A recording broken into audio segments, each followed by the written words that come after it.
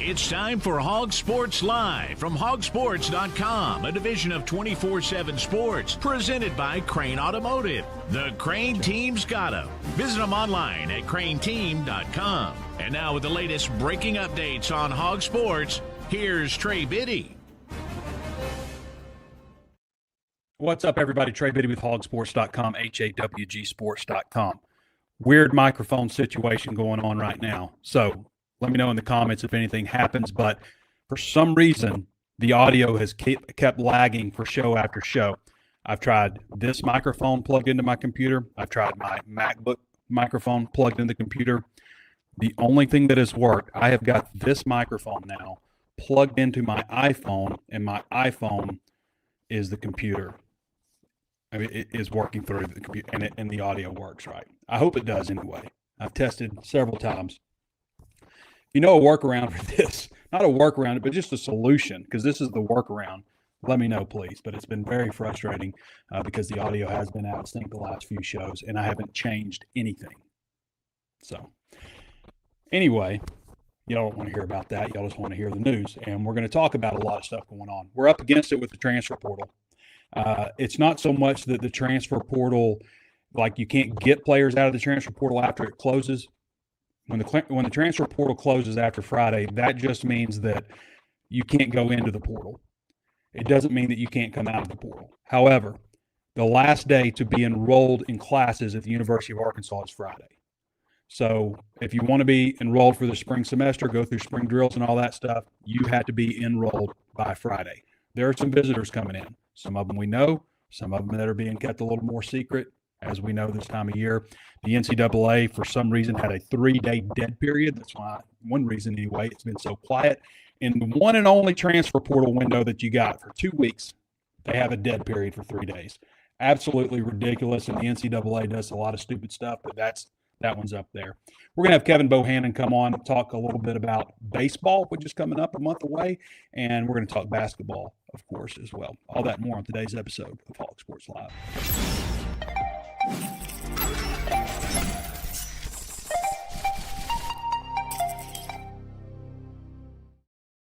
So the sound is bad, apparently.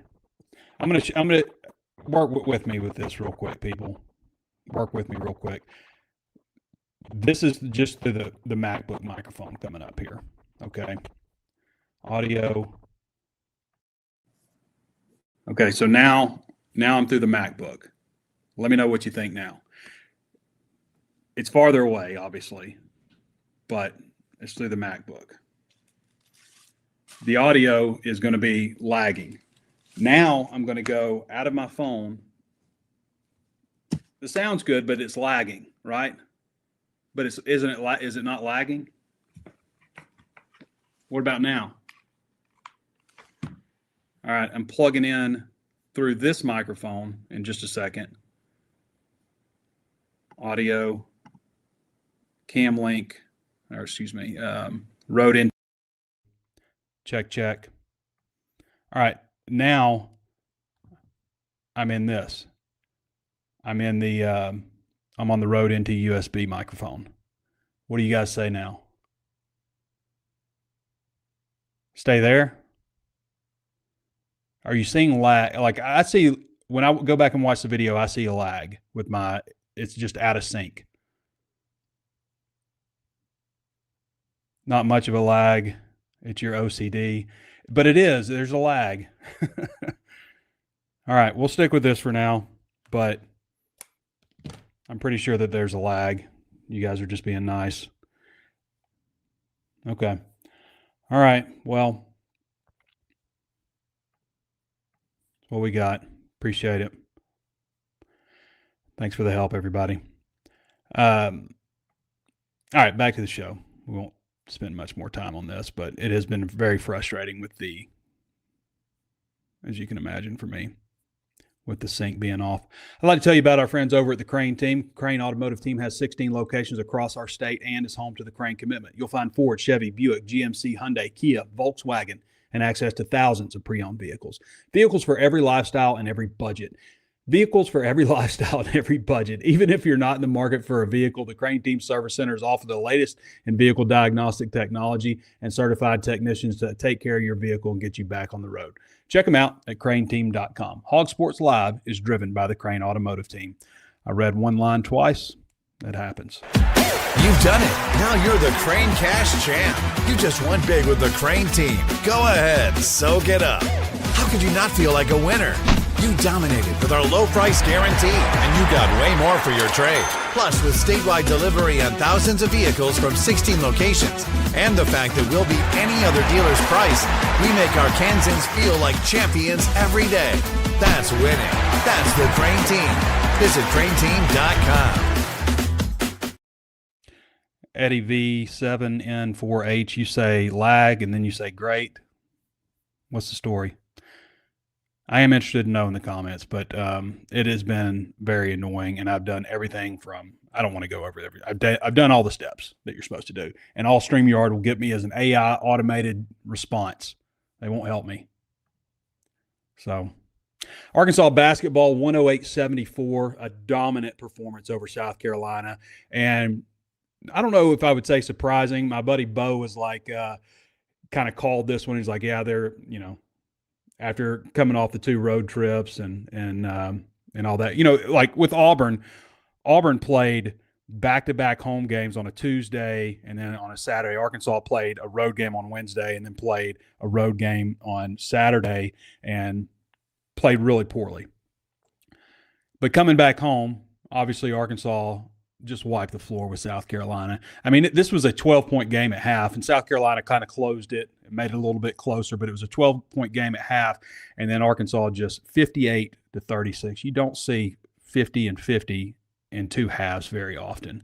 Darius Acuff, 18 points, 13 assists, 0 turnovers. 0 turnovers. Malik Thomas, 21 points, 8 of 9 from the floor, 5 of 5 from three-point range. Good to see the freshman doing big things. And Nick Pringle against his former team, 15 points, 7 rebounds, and 23 minutes of action. His best game in a long, long time. It's good to see Carter Knox out there actually getting some playing time with him being banged up and everything. So I don't know what else you can say, but like 27 assists, 4 turnovers, that is outstanding. Outstanding work by Arkansas basketball. Coming up next, you've got Georgia, number 21 Georgia, by the way. That's Saturday, January 17th on ESPN2. That's a 3 o'clock game in Athens. Nice 3 o'clock game, nice midday game. Jeremiah Wilkerson, one of the top scorers in the SEC at 17.8 points per game. They got a good squad this year. Now, Georgia, just looking at the schedule so far, they've not lost a home game unless it was in overtime. They lost to Clemson on November 23rd, 97-94 in OT, and they're coming off of a game yesterday against Ole Miss and lost 97-95 in overtime. Wilkinson had 32 points in that game, by the way. 32 points. So the only other game that they've lost this season, they lost on January 6th at Florida, 92-77. So it's a good Bulldogs team. Will Arkansas be able to keep up? Will they be able to keep the pace? I mean, I don't know how you match what you did against South Carolina. It wouldn't be fair to expect anything close to that again. But going on the road after the way they played against Auburn, it'd be nice to see them win. Of course, again, they just lost to Ole Miss at home, and Arkansas went on the road and beat Ole Miss, So basketball's weird sometimes. Sometimes the shots don't fall. I mean, you look at Auburn. Auburn just lost to Missouri, at Missouri, a good Missouri team. Missouri's like 13-4 or something. But they lost by double figures at Missouri yesterday. And the last time they were at home, they blew the doors off of the team that's favored right now to win the SEC championship. So pretty interesting. But Darius Acuff has 5 SEC Freshman of the Week honors. And depending on this next one, I guess he could be in line for 6. Maybe Malik Thomas has a little say, 21 points, 5 of 5 from three-point range, but 13 assists and 0 turnovers, 4 rebounds also, 18 points. Remarkable work there. by him. Bet Saracen. I'd like to tell you guys about Bet Saracen real quick. Bet Saracen is Arkansas's #1 sports betting app. You have to be in Arkansas to use it, but you're not supposed to you can't use anything else in Arkansas, but it is the #1 sports betting app. The line hasn't come out for the Georgia game yet, but it'll be interesting to see what that line is. But go to our friends at Bet Saracen and sign up. And if you use the promo code BIDDY250, that's capital B, lowercase IDDY 250, and you can use the link below if you're watching on YouTube. If you use that, then you're going to get $250 back in bonuses to spend at Bet Saracen when you sign up and put $25 down on your first bet. So $250 back to bet with at Bet Saracen. Arkansas's favorite sports stars explain what they like most about Bet Saracen. Bet Saracen is not only Arkansas's top sports betting app, it's also the 13th largest in the nation. Darren McFadden, and there's a serious plow horse. No wonder Jerry liked him. Check out this Bet Saracen promo.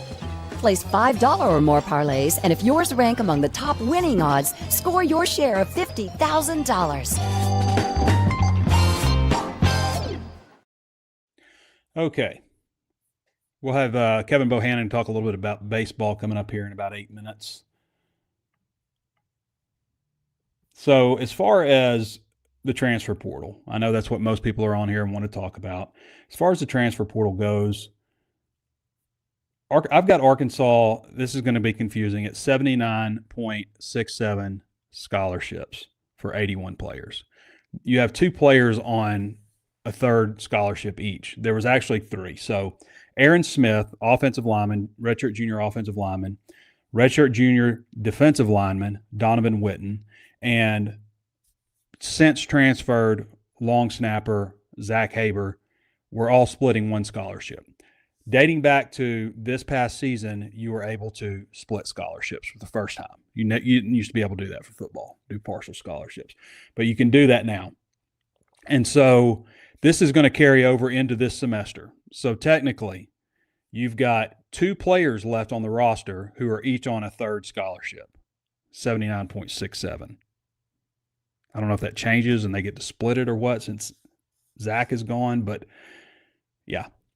SEC teams are aiming towards 90 scholarship players total. So that's important to keep in mind. It's not going to be the 105 that you hear talked about a lot, but that also means there's still a lot of work to do. I mean, we're here. It is 1:14 p.m. on Thursday. You have until Friday to get enrolled. So they've got to add, basically, they don't have to because you can still add players and have them enroll in the summer and stuff, but it would be nice to have everybody here for the spring. They've had players that have had success, not doing that, that have enrolled at Arkansas in the summer and played for them, but it would be nice to have everybody here in the spring. So they've got 4 quarterbacks now. The Hank Hendricks news is official finally. He was the number 9 ranked quarterback prospect in the country. For some reason, we've moved him to number 40 in the 2026 class. I have no idea why, but he goes from number 9 in one class to 40 when he reclassifies. Makes no sense to me, but that's what we've done. But he's going to enroll in May. That's going to give Arkansas 4 scholarship quarterbacks with Braden Fuller, A.J. Hill, and K.J. Jackson. Braden Fuller from Angelo State or Angelo State. I'm not even sure. It's a D2 school. Running back. They're in good shape at running back, numbers-wise. Braylon Russell, Terry Hodges, Cam Settles, Sutton Smith, who transfers from Memphis, Jasper Parker, former 4-star who transfers from Michigan, and Mark Allen Batten, who hasn't said anything yet, but I assume at this point he's returning. They have 12 wide receivers, a couple of really intriguing additions just lately with Chris Marshall, who's had some issues basically at every place he's been, which has been 3 other places. Has it been 3? Texas A&M, Ole Miss, no, 4 places, junior college. I don't know if he had any issue at junior college, but then Boise State. So a guy with tremendous upside, the former number 25 ranked overall prospect in the country, number 3 wide receiver in the 2022 class, but kind of a boomer bust. And then Jelani Watkins, who's pretty close to a 10-flat 100-meter dash, transferring in from LSU. Monte Harrison, doesn't count on that group because baseball pays for his scholarship. Ismail Cece hasn't said anything. I assume he'll be back at this point, though. Tight end.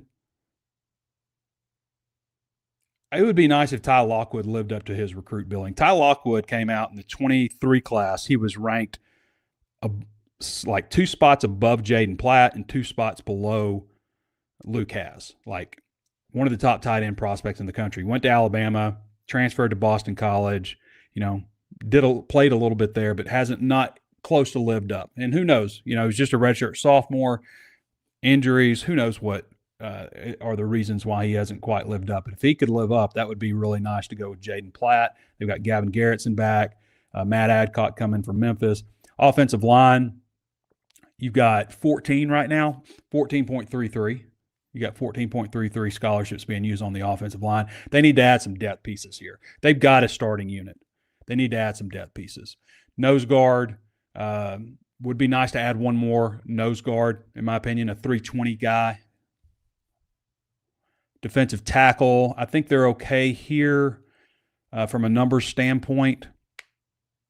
I assume Caleb Bell is returning. He hasn't said anything. Defensive end, I'd like to see them get another defensive end.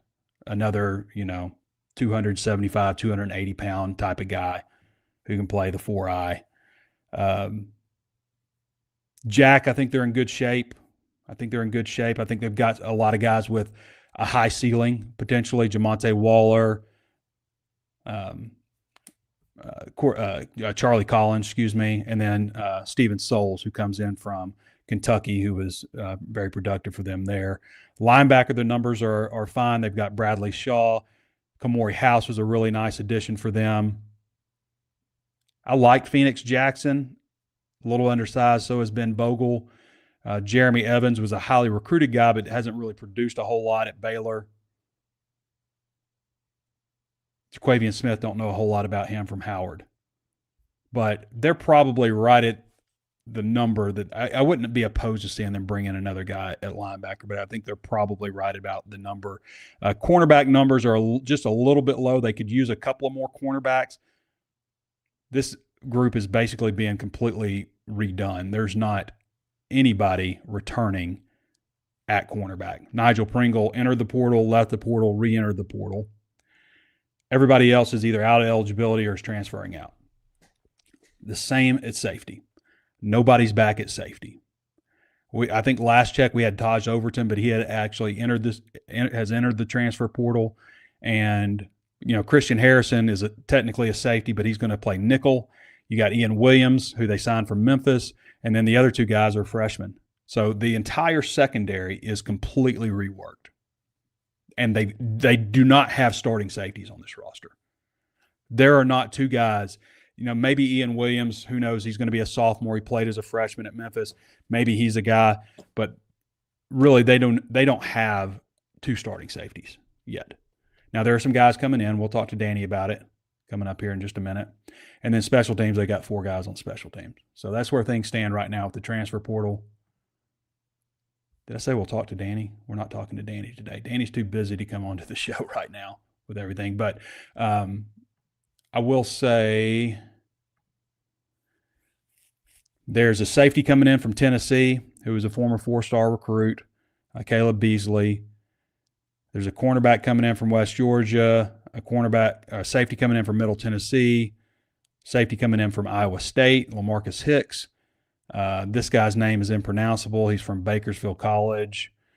A cornerback coming from Emporia State. And then there are others that aren't public that'll be coming in also. Things have gotten a little bit more secretive and tight here at the end. Before there was a lot more information about everybody who was visiting, and there were still some secretive guys, but it was just a little bit more open right now. We're down to like the very nitty gritty of it. And Arkansas has to get guys enrolled if they want them here for the spring. There are other schools out there. I think Texas is on the same academics timeline. Like they started classes this week. So the last day would be enrolled would be, on the 16th. There are others. I think Tennessee and maybe Ole Miss. I don't think they start classes until the 20th, which is the day after MLK Day. So they start classes like the 20th. So that gives them a full extra week to get players enrolled, which is a pretty massive advantage in my opinion. Like if you need to fill spots. So the academic calendar for Arkansas, not as advantageous. There are other schools out there. I can't remember. There's one other SEC school who's already done. It might have been Auburn. I think Auburn, the last day to enroll was the 13th for Auburn. So I don't know if there's waivers that can be applied for. You definitely can't just enroll guys, just like we're going to enroll all these guys and then we'll withdraw them. Like you can't do that. So maybe there's a waiver process. I remember several years ago, Jason Peacock. You guys remember Jason Peacock? Jason Peacock was not enrolled at the start of the semester. I don't know how it happened. He came from junior college, but somehow he got enrolled some kind of way and went through spring practice. I don't know how. That's the only time I've ever seen a guy who wasn't enrolled on the last day to be enrolled who somehow went through spring practice. Ozarks Go. If you guys aren't subscribed to Ozarks Go, we're going to bring Kevin Bohannon in. Kevin Bohannon is going to help us talk a little bit about what's going on with baseball. Again, we're just a month away from baseball. But Ozarks Go, if you haven't been satisfied with your internet service, you lived in Northwest Arkansas or in parts of Oklahoma, you can reach out to them at 479-684-4900 or go to ozarksgo.net/hog. That's HAWG, and find out more about the service they offer. I always say that it just works. It has worked for me consistently. I've been very pleased with my service at Ozarks Go and several different tiers of internet that they offer. 479-684-4900, ozarksgo.net/hog. What's up, Cabo? Good things, Trey. Good things. So we've been talking transfer portal. I know you obviously been following right along with everything that's going on with the portal, but we are we're basically 2 weeks away from the start of baseball. You've got the Shriners Children's College Showdown, Oklahoma State opening things up against Oklahoma State in Arlington on Friday, February 13th. That's on Flow College, our good friends at Flow College.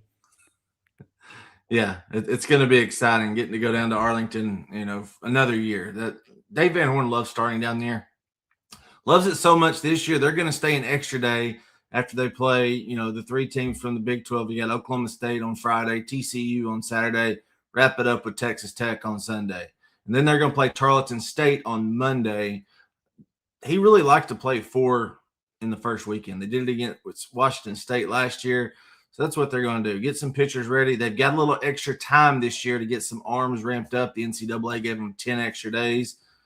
The scrimmages will start tomorrow. They started practice this past Monday.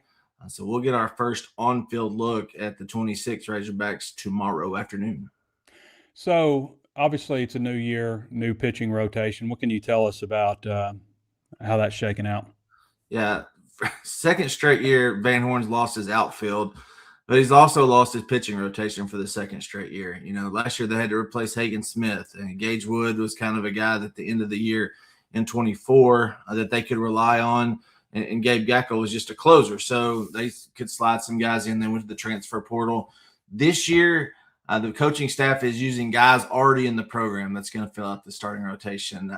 It's still up in the air right now. You have confidence that Gabe Gackel is going to be one of those guys, whether it be a Friday or Saturday guy. The way he ended last season is what the coaching staff thought he could be when he got to Arkansas. That guy that's a first-round draft pick, they can run it up there 96, 97, good 3-pitch mix, be that stud bulldog that they need on a Friday night. So he's going to be one. Hunter Dietz, and I was talking with Randy Rainwater the other day on my segment on the Buzz, and Dietz is 6'6", 235. I mean, he looks like an outside linebacker, defensive jack type player. Looks like Charlie Collins out there. So, lefty, he's only thrown 2 innings the last 2 years because he's been hurt. But in the fall, he looked good. He's got his confidence back. He can run it up there in the mid-90s. The third guy's up in the air as well, but Colin Fisher, the lefty, 6'3", 210 from Nobles, Oklahoma, could be that guy. He's worked really hard in the offseason on developing that third pitch. So that's the top 3 right there. If I had to go with a fourth guy, Tate McGuire, all these guys came in the same year, 3 years ago. They were part of that really good 2024 recruiting class. So McGuire will probably get the start on Monday against Tarleton State in Arlington. And then closers, Cole Gibbler and Steele Eves are two really good guys right there. Eves, of course, starting his third year, and Gibbler's going to be a true sophomore. There's a little bit of injury news that you reported on recently. Nolan Souza. What is going on with injury department? Yeah, so two big ones. There's good news and bad news. We'll start with the good. Nolan Souza was 100% cleared to resume all baseball activities: catching, throwing, hitting, running, all the good stuff. Now, does that mean he's 100% to go back and do it every day for 65 games? Absolutely not. Coach Van Horn has the luxury of bringing him along slowly to make sure that he is back to that player before he got hurt at Georgia last year. So Cam Kojal may start out at second base. Souza may DH right there. The biggest thing is throwing arm. Want to make sure he can make all the throws deep in the hole when the ball hit between first and second base, and he can spin, pirouette, and throw, turn in a double play from any angle. They want to make sure he's 100% at doing that before they put him back out there.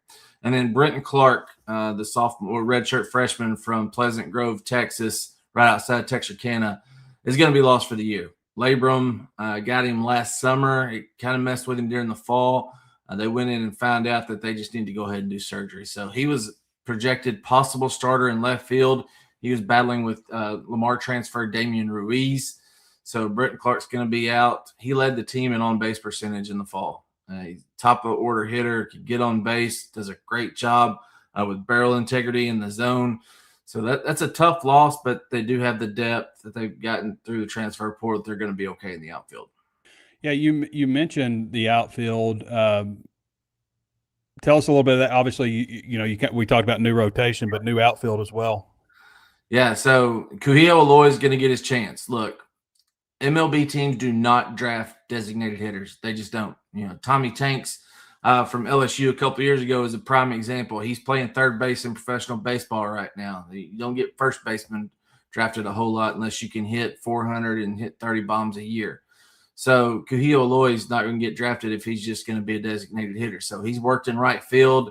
All signs point to him being that guy right now. Zach Stewart came over from Missouri State to add some depth out there. He could play right field as well. He's 6'2", 220. Hit a bomb against Arkansas last year in that midweek game that Missouri State beat Arkansas in. I think it was 12-11 in extra innings.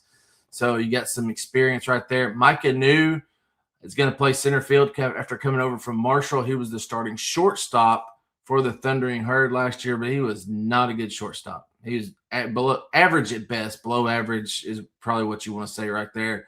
So he's going to be your starting center fielder. He had a great Cape Cod League last summer, all-star. He's got potential to hit 15, 16 home runs. Then Damian Ruiz, who led the Southland Conference with over a 380 average, is going to be your left fielder. What are you hearing on NIL? Like, you wrote an article recently just about how baseball is behind football. Obviously, baseball doesn't come close to generating the same revenue, but what are you hearing about NIL and some of the money that the baseball teams have? Yeah, and it's something that I've been really kind of digging my teeth into over the last couple of years because I had kids that I coached that were going up there, so I really wanted to know how far away is baseball compared to football and basketball, considering coming into this season, they did not have full scholarships. Kids were on 50 or 25%, maybe 75% if you're a top line starter as a pitcher or you're a middle of the order guy, and there's socioeconomic factors as well. If you look across the landscape, baseball players come from, better backgrounds socioeconomically. So the need for NIL really wasn't there. So the demand for it was a little behind football and baseball, but I really got to looking in. Baseball America did a survey on it, and I really kind of expanded on that survey and gave it some Arkansas flavor. The top, they did a survey of 51 coaches. The top answer for a portal player at a premium position was $1.1 million for 1 year. $1.1 million. That was it. That's the highest that any coach has ever heard of. Usually they're in the 500 to 750 range.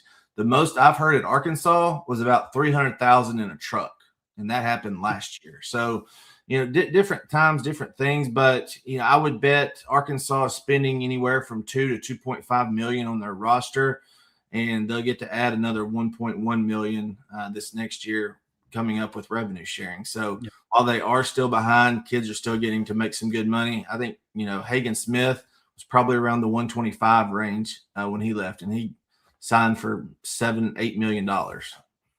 Yeah, I hear Mississippi State's getting like a good chunk of revenue share. Yeah. Like more than Arkansas is. Yeah, they've changed it up, and that's one thing that Dave Van Horn really wants. He wants the money for his support staff, and of course the coaching staff got a raise this past year. The assistants, Thompson, Hobbs, and Wernis, they about 36% more. They're making $952 combined, and they got multiple year deals through 28 for Thompson and Hobbs. Wernis is on a 1-year deal, so Coach Van Horn's getting a little bit more now. He wants a little bit more revenue share as well. Yeah. All right, K-Bo. Appreciate you, buddy. You bet. Thanks a lot. And buddy. we got scrimmages Friday and Saturday, right? We do. Times are to be determined, but I would bet we're looking at 3:00 on Friday and probably 11 or noon on Saturday. 7 innings, about what we're looking at. All right, Kevin. Appreciate you, buddy. Thanks, bud. All right, everybody. That's Kevin Bohannon. You can follow him on X at KBO Baseball Guru, and you can read all of his content at HawgSports, HawgSports.com. He does more than just baseball. It helps us with the portal news and, football and all that kind of stuff too. So, but definitely the guy that we rely on for baseball coverage. Walker Brothers brings you the finest menswear from around the world. Carefully selected to last, fit right, and help you look your best. From game day essentials to distinguished luxury wear, from a meticulously fitted suit to the perfectly fitted pair of jeans, every piece in their collection is hand-selected for enduring quality and iconic style. Experience that undeniable confidence that comes with perfecting your personal style. Visit them at 577 Millsap Road, Suite number 6 in Fayetteville, or at their brand new location, 3503 South 55th Street, Suite 101 in Rogers. Taking care of the men out there. We don't ask for help, but it's nice when somebody looks out for us. Check out our buddies over at Walker Brothers. Hey, I wanted to throw this in too, because I've got a buddy of mine who's actually sold me my first house years ago, but he's opening a back nine in Fayetteville. I have been there 2 times to check it out. It is outstanding. They've got several different membership options, ways to sign up. It's at 1764 North College Avenue, Fayetteville, Arkansas, 72703. So there's that. It's like right by Ash in College. There's that car wash, and then there's the CrossFit, and then like kind of back there is the back nine. They've got 4 hitting bays, and they've got that full swing deal. So the full swing deal, what I like about it, that like some of the tracking stuff that you use, like it'll do club head speed, but it won't do ball speed, or it'll be ball speed, but not club's head speed, or it won't do smash factor, or it won't, it's like this does everything, like apex, your backspin, side spin, your path. It's got a camera that records. You can see exactly how your club's hitting it on every swing that you do. I mean, it's really cool. I played Pebble Beach and St. Andrews so far, but they've got everything. You can play Paynes Valley, nearby course in Missouri. But they've got like several different ways to sign up. They've got like split memberships, like an Eagle. They've got a Birdie. I'm not even sure all of them yet, or I don't even know if they have it figured out, but they are taking, I think there's going to be a discount for like Founders members. But people are starting to sign up. But you can go to the website. It's linked below. Again, a good buddy of mine. I think it's a really cool deal. They've got locations like in basically, I'm looking at it right now. I would say looking at this, there's probably 30 states that have locations in it. So cool deal to have in Arkansas, especially when it's cold, but really anytime that you want to just get dialed in, go hit a simulator. Pretty cool deal from our friends over at Back Nine Golf. Okay, questions. How's the audio doing, guys? Last thing we said is still not lagging, not out of sync. Audio check. Is it out of sync? All right. BCD Rules says if House were to play safety, what do we think the linebacker setup would be? I'd assume Shaw at one of the linebacker spots with Simmons, Bogey, Houston. Let's see. If Kamori House were to play safety, I mean, what is he, 6'1", 215, so he would be a big safety. I don't know, is that just a hypothetical? I've not seen that idea anywhere, but he's a guy that could play a lot of things. You also got, I think that possibly, what's his name? Tyler Scott. I think he could possibly play safety. He could play nickel. I was talking to some people at Auburn, and they said, like, he's big enough he could play a lot of different things, but he's listed as a cornerback, but he could possibly play safety. So if they didn't have Kamori House, you've got Bradley Shaw, and I don't know a lot about Jaquavian Smith. Again, he comes from Howard. I haven't seen like video on him. I've seen it on most other people, but you might have Shaw, you might have Phoenix Jackson, Wyatt Simmons, obviously, would be a possibility. The numbers get a little thin once you do that. I don't really like the idea of moving Kamori House to safety if I can avoid that. I would rather maybe look at one of those cornerbacks, but we'll see what they do. Right now, like if I'm grading this portal class, right now I have to give it no better than a C. If I remove safety, and I still want them to sign more on the defensive line. I still want some more depth on the defensive line. But taking safety out of the equation, I would move it into a B grade. Safety is bringing the grade down a lot. Like you're only as strong as your weakest link. You can't just not play with safeties. You have to have players to play there. So it's a little scary to me right now. And I've mentioned on several other shows, like, I think they have a possibility at quarterback. I don't like that they weren't able to go out and get a veteran quarterback, but there's possibilities with KJ and with A.J. Hill. They are very talented, both of them. You just never know until you get them out there. Running back, fine. Offensive line, fine. Wide receiver, fine. Tight end, fine. All that on offense. Defense, I think they're fine at linebacker. I think they've done some really good work at cornerback and at the nickel spot. Defensive line is a little bit thinner than I would like. I think they've got a good situation going at Jack. They have got to get safeties. Again, if they can finish this thing out strong and get some safeties and get a little bit more defensive line, then spread some guys out, maybe some younger offensive linemen. I've said before, I think that they have done the things that they need to do to have a roster that will allow them to be competitive if they have good coaching, good in-game management, good culture, get a little lucky in the injury department, all that kind of stuff. I think they've done the things that they need to do in that regard to put themselves in a situation not to go out and win the SEC. I'm not expecting that, obviously, but to go out and be competitive and have a chance to win games, a step forward from where they were last year. I've seen people I'll put out clips and stuff, on TikTok and all that stuff, which follow us on TikTok if you haven't done so. And people will be like, quit blowing smoke, all this stuff. I'm like, this is a less than 1 minute clip, of me talking about what they've done so far. And also, I think they've done good things in the transfer portal. They just have to finish. Right now, they've not finished. And they still have time, but very little. That 3-day dead period was just ridiculous. MDW says, I was a little surprised to see us still targeting OL, but maybe shouldn't be. What do our numbers on the OL look like currently? So right now I've got them at 14 scholarship offensive linemen. I think that they have a starting 5. I think they've got competition at right tackle between the Hawks kid who transferred from Oregon State, from Robertson who transferred from OBU, and from Kavian Broussard who returns. I think they've got a few guys competing there. They returned Kobe Branham at right guard. They returned Caden Kittler at center. They've got Malachi Breland, who started the last 2 years at Memphis at left guard. And then they've got Bryant Williams at left tackle, who's the number 6 ranked transfer portal tackle. They've also got some other younger guys on the roster. Obviously, they have 14 total. So I think that they've got that. I want to see them get a younger guy here and there. I wish they would have kept Lionel Prudhomme and Blake Cherry. I think those would have been good additions to keep. But get a couple of younger guys. I like, if they're going to have 90 scholarship players, then I kind of feel like they should have 17 offensive linemen, and they've got 14 right now. On the Hill Hog fan says, House doesn't need to play safety, struggled in coverage at linebacker. I didn't think he was too bad in the video that I watched, but I agree with you. He needs to stay at linebacker. Hogwell97 says, Trey, how do you feel about O-line at this point? Just talked about that, obviously. Joshua 11 says, Trey, how is Utah's quarter portal class been? That's a huge momentum game week 2 for us.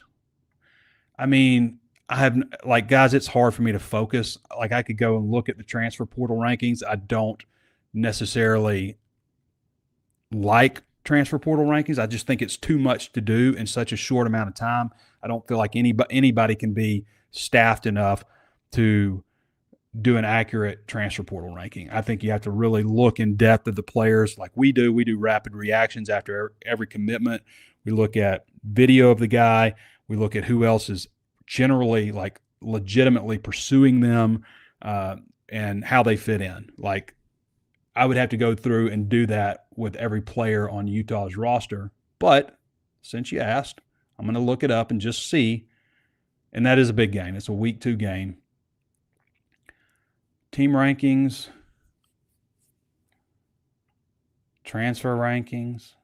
Where is Utah? Like, this is how wild it is. Like, Arkansas is 24th right now on 24/7 Sports. Somebody told me on another recruiting service has Arkansas at 10 right now. Like, that's pretty big discrepancy on usually they're all going to be pretty close. And somebody said SEC Network gave Arkansas a D+ or something, or a D or D- maybe. I don't know. A D is the same thing. A D is an F. It's kind of like an Uber rating. I say this, but if you don't give somebody 5 stars on an Uber rating, you give them a 4-star, that's an F, right? So anything less than, I guess, a B, I guess a C, even a C is an F, isn't it? Like, really? I don't see Utah on this list. There's Utah. Utah has 12 commitments, but who knows what Utah's needs were, really. They're 44th. It's not like Utah is just continually puts out outstanding recruiting classes or ever has. They just have one. Obviously, a coaching change. I don't see – let's see if they have a 4-star or anything.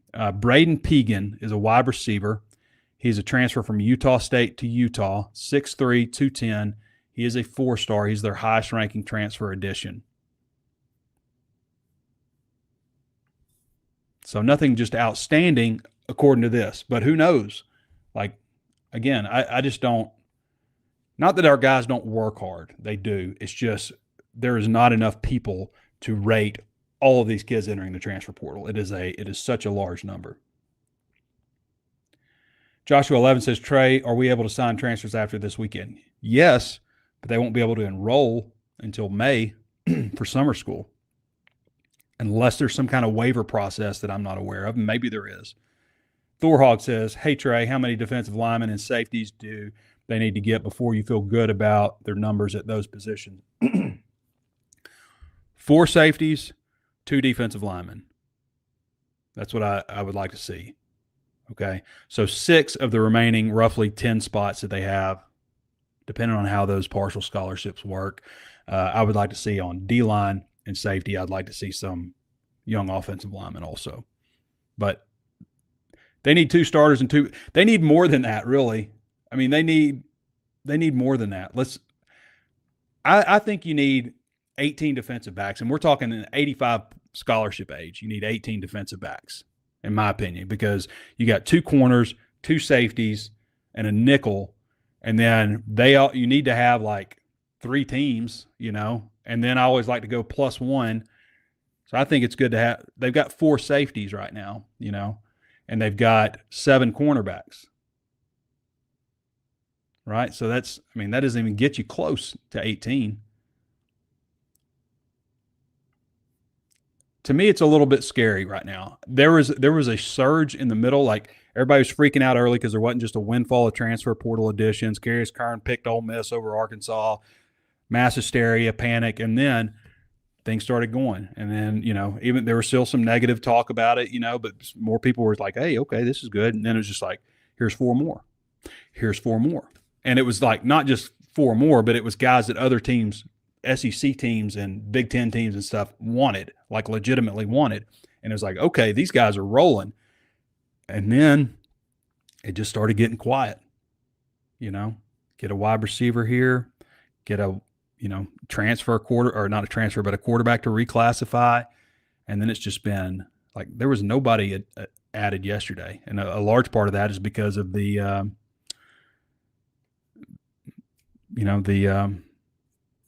the 3-day dead period, which is, again, ridiculous.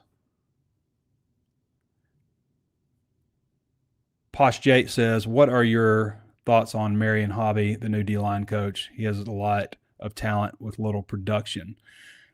Right. He's got Quincy Rhodes, obviously. He's got some guys that were very highly regarded, who one of them was a redshirt junior last year, one's a redshirt sophomore last year.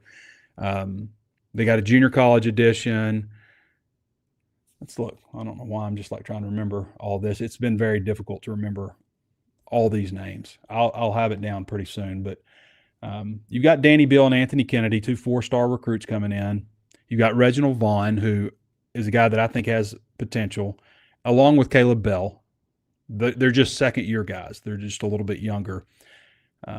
Carlin Jones coming in from USC, Hunter Osborne coming in from Virginia by way of Alabama, Antonio Sandal Bascom, the junior college edition, and you retain David Oakey. So, and again, we're talking about 3 defensive line spots plus a jack. The jack I think is in good shape. I think they've got a solid trio right there. Defensive line, I just feel like they need a little bit more depth.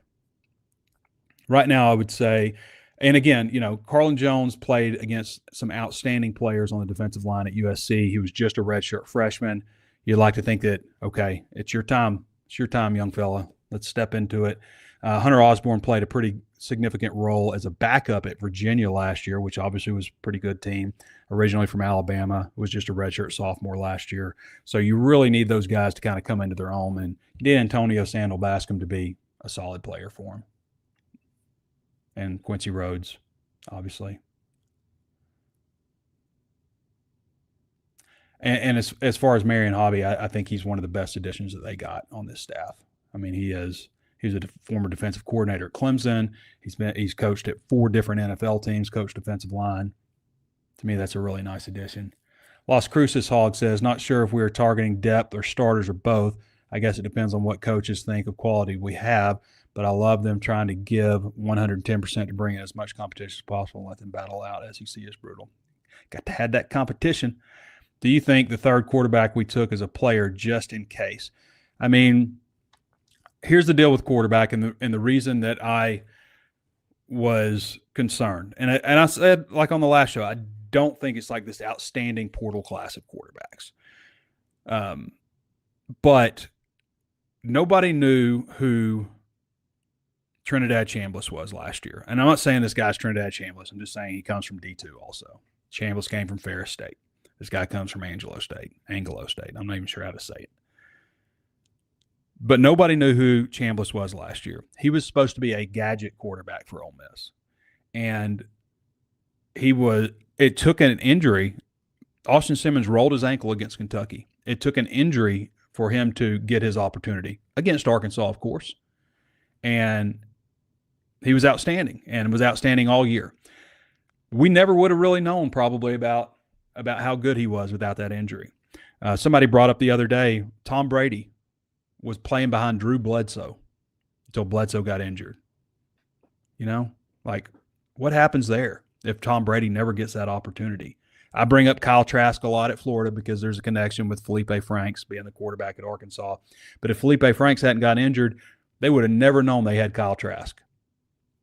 It happens all the time. So you just never know at quarterback. It is such a difficult position to evaluate in the first place because it's so much of it is mental. I can look at a guy and say, okay, that guy can really spin it. He's got a nice throw in motion. Ball just flies out of his hand. He's got good size. He's got a good personality, all those kind of things, which I think matters at quarterback. I think it matters being a personality. But you just never know because the game speeds up so much from practice to the game.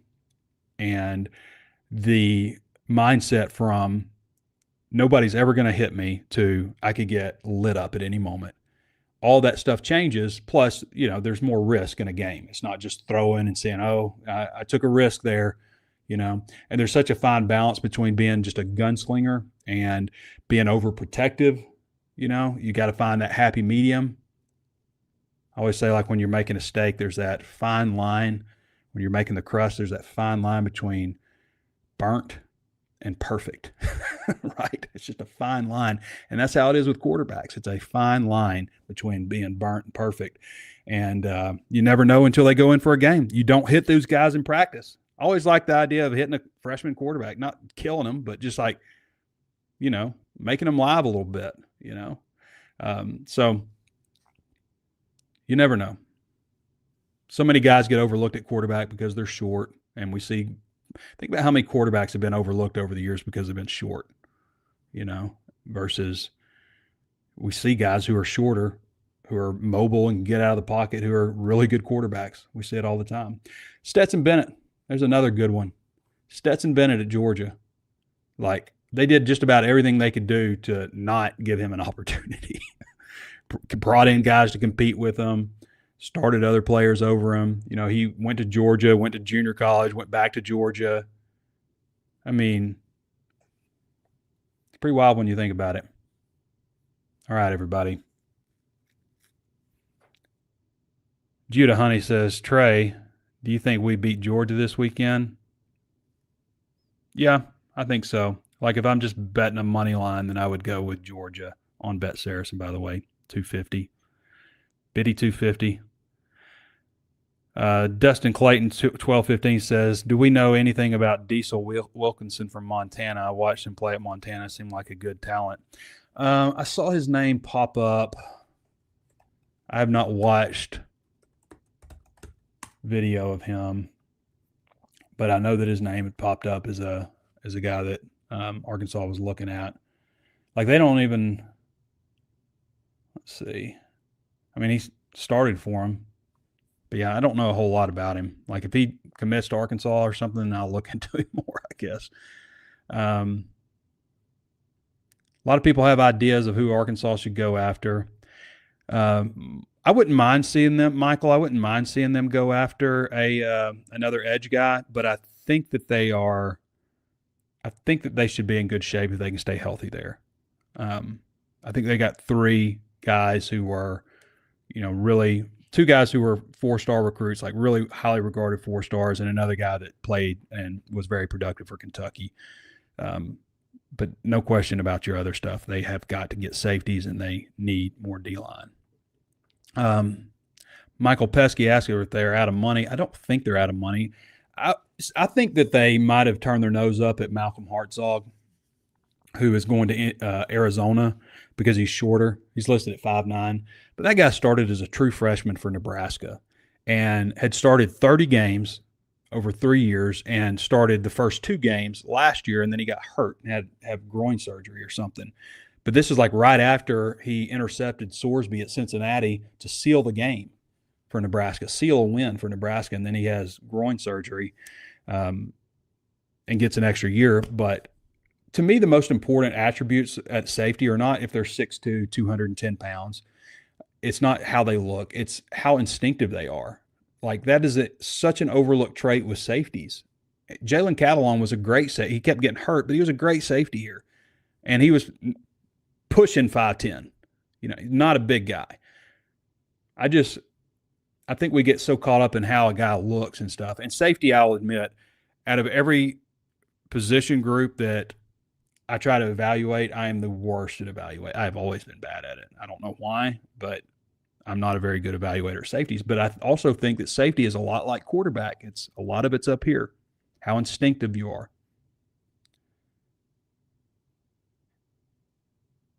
Okay, got a lot of questions about Kamori House saying he's a linebacker safety. Maybe that means he's a nickel. Okay. Well, it's going to be interesting. Maybe it is not Ozarks Go. I can assure you that.